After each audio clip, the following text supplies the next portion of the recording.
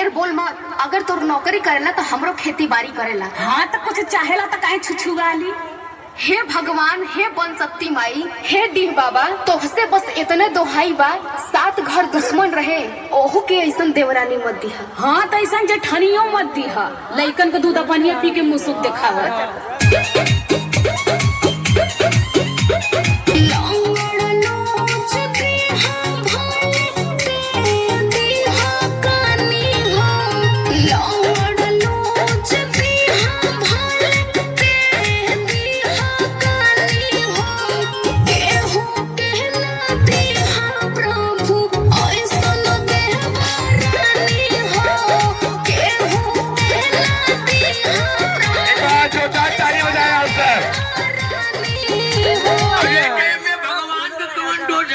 अगुआ देखल, माई बाऊ देखल, मौसी आई रहे, फुआ देखनी, केहू के माथे पर लिखल रहल करे कि चोर ह कि चोटी ने।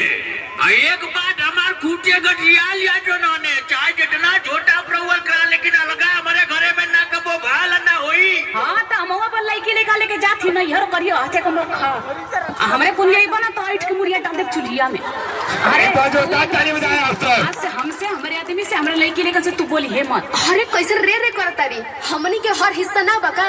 बात हिस्सा का ना है, तोरे लइका का फीस, तोरे लइकी का फीस, तोर दवाई, तोरे आदमी का दवाई, कुल हमारा आदमी देखला, लेकिन तबो तोरे घमंड एकदम 7 आसमान पर रहला। अरे तो ठीक का भाई जाए दे। सुना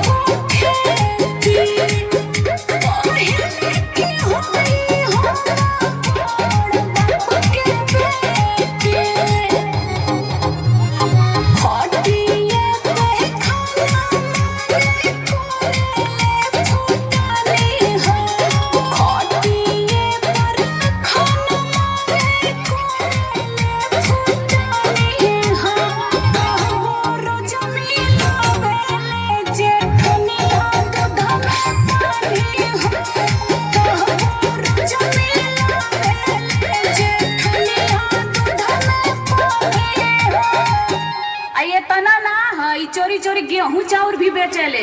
हाँ तो तू बड़ी साव है, कुल तीसी तिलहन बोरा में भर के नहीं हरे भेजवा देली, आ तू बड़ा साव बनत ही। अरे ढेर बोल भी तू, आओ और तोर झटवा उखाड़ के मारा बाबू। एक बार जोरदार ताली हो जाए सब। अपने में कट बटेबू का रे दबैया हमही के करावे कोई। अरे तो ही काहे न मान जाती जाए दे।